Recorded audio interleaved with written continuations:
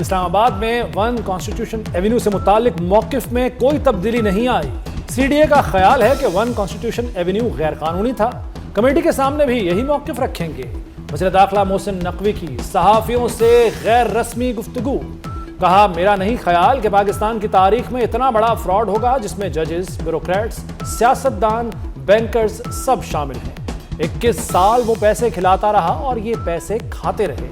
جس نے ملک کو نقصان پہنچایا ہے اس کے پیچھے جانا چاہیے۔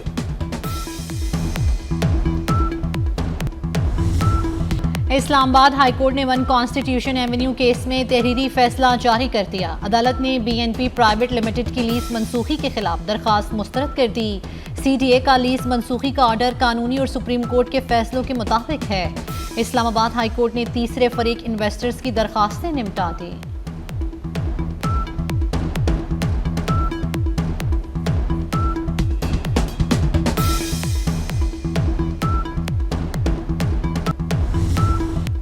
آبنہ ہرمز کی بندش، امریکہ اور ایران میں کشیدگی بڑھ گئی۔ ایران کا امریکی جنگی جہازوں کو آبنہ ہرمز میں نشانہ بنانے کا دعویٰ۔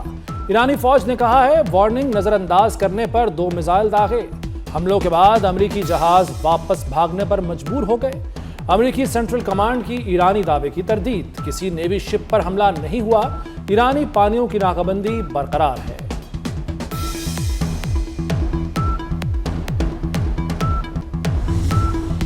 پاسداران انقلاب کا آبنہ ہرمز کے مکمل کنٹرول کا دعویٰ۔ ایران کے زیر کنٹرول آبنہ ہرمز کا نقشہ جاری کر دیا۔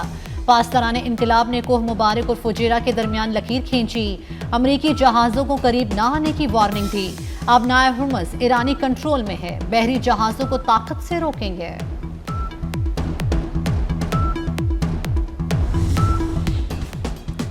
متحدہ عرب امارات کا ایران کے 3 میزائل مار گرانے کا دعویٰ۔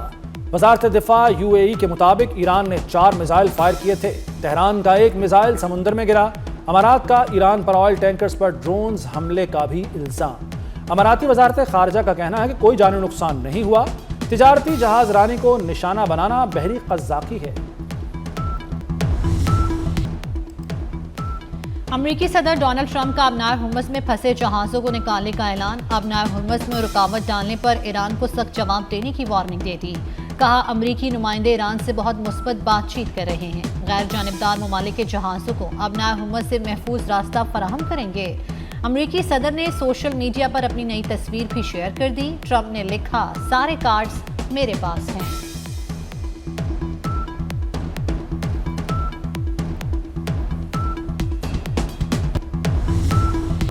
امریکی فوج نے پروجیکٹ فریڈم کا آغاز کر دیا۔ جہازوں کی آمد و رفت کے لیے سیکیورٹی ایریا قائم۔ امریکہ آبنہ ہرمز سے گزرنے والے جہازوں کی مدد کرے گا۔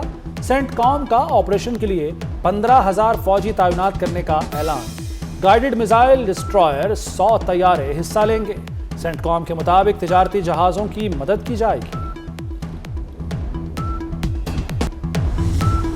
ایرانی جہاز توسکا کے 15 ارکان ایران کے حوالے۔ عملے کے ارکان کو رمدان سرحدی ٹرمینل کے ذریعے ایرانی حکام کے حوالے کیا گیا۔ ایرانی کنٹینرز کے عملے کے ارکان کو گزشتہ روز پاکستان پہنچایا گیا تھا۔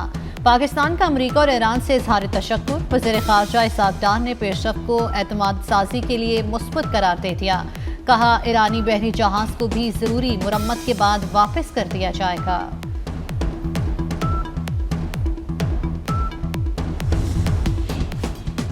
وزیر خارجہ اسحاق ڈار کا ایرانی ہم منصب عباس عراقچی سے ٹیلی فونک رابطہ۔ خطے کی صورتحال، امن کے لیے پاکستان کی سفارتی کوششوں پر گفتگو۔ ترجمان دفتر خارجہ کے مطابق ایرانی وزیر خارجہ نے پاکستان کے تعمیری کردار اور مخلصانہ ثالثی کی کوششوں کو سراہا۔ اسحاق ڈار کا مکالمے اور سفارتکاری کے فروغ کے عزم کا اعادہ۔ خطے میں دیرپا امن کے لیے سفارتی عمل جاری رکھنے پر زور دیا۔ اسحاق ڈار نے کہا کہ مسائل کے حل کے لیے بات چیت اور سفارتکاری ہی واحد راستہ ہے۔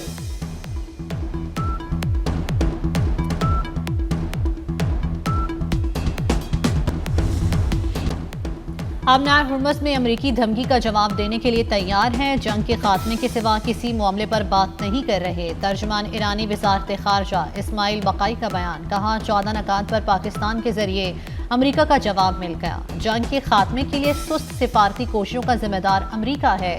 آبنہ ہرمز کی صورتحال امریکی جارحیت کا نتیجہ ہے۔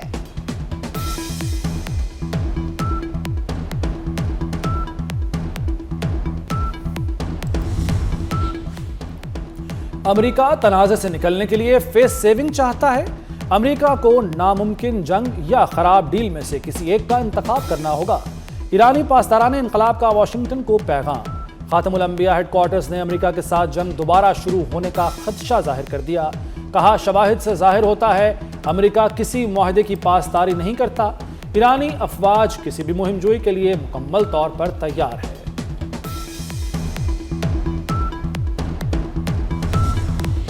فرانس کا امریکہ اور ایران سے آبنائے ہرمز مشترکہ طور پر کھولنے پر زور۔ فرانسیسی صدر میکرون کا ایک بار پھر فوجی کارروائی سے انکار۔ کہا یہی آبنائے ہرمز کھولنے کا واحد حل ہے۔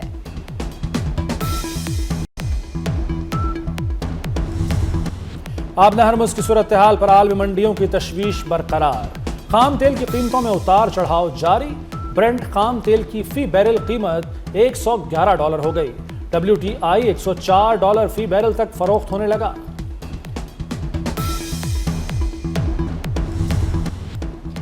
وزیر خارجہ اسحاق ڈار سے ناروے کے نائب وزیر خارجہ کی ملاقات۔ خطے کی مجموعی صورتحال پر تفصیلی تبادلہ خیال کیا گیا۔ اسحاق ڈار نے خطے میں امن و استحکام کے لیے سفارتی کوششوں اور مذاکرات کے فروغ پر زور دیا۔ ناروے کے نائب وزیر خارجہ کی اسحاق ڈار کو آئندہ ماہ اوسلو فورم میں شرکت کی دعوت۔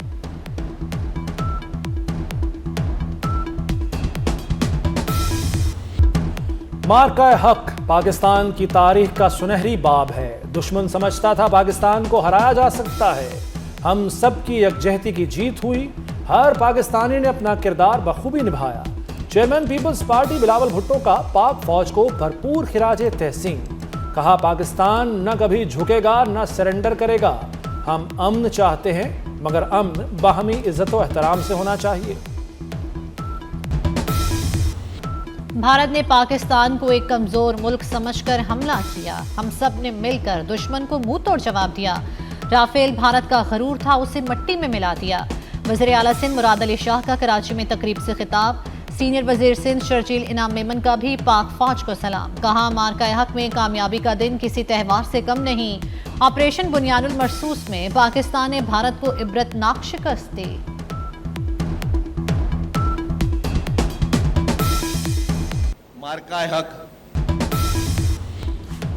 مارکہ حق میں پاکستان کی شاندار فتح کا 1 سال مکمل۔ کراچی میں سندھ حکومت کی جانب سے پروقار تقریب۔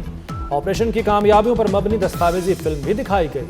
تقریب میں اداکارہ نادیہ خان اور سلطانہ صدیقی سمیت مختلف شعبہ زندگی سے تعلق رکھنے والے افراد شریک ہوئے۔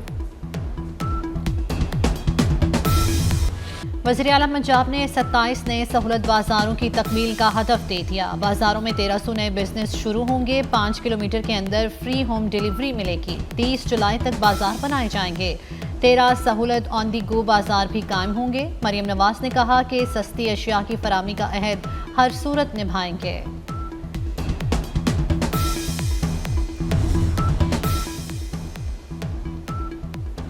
پنجاب میں مانسون سے پہلے کی تیاریاں مکمل۔ جون کے آخر تک 52 شہروں کو جدید مشینری کی فراہمی۔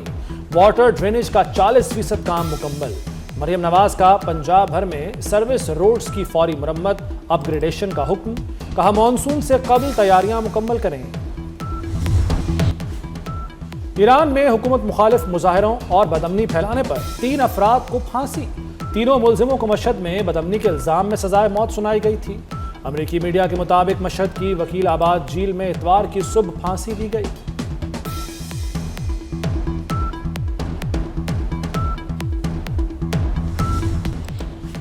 امریکی صدر ڈونلڈ ٹرمپ کا مجوزہ دورہ چین۔ امریکی فضائیہ کے 2 C-17 طیارے بیجنگ پہنچ گئے۔ طیارے امریکی صدر کے دورے کی تیاری کے لیے ابتدائی سامان لے کر پہنچے ہیں۔ گلوکارہ میشا شفیع کی ہرجانہ کیس کے خلاف اپیل۔ لاہور ہائی کورٹ نے 50 لاکھ ہرجانے کا حکم مشروط طور پر معطل کر دیا۔ 25 لاکھ کی شیورٹی اور 25 لاکھ عدالت میں جمع کروانے کی ہدایت۔ علی ظفر کے خلاف بیان بازی روکنے کا حکم معطل کرنے کی استدعا مسترد۔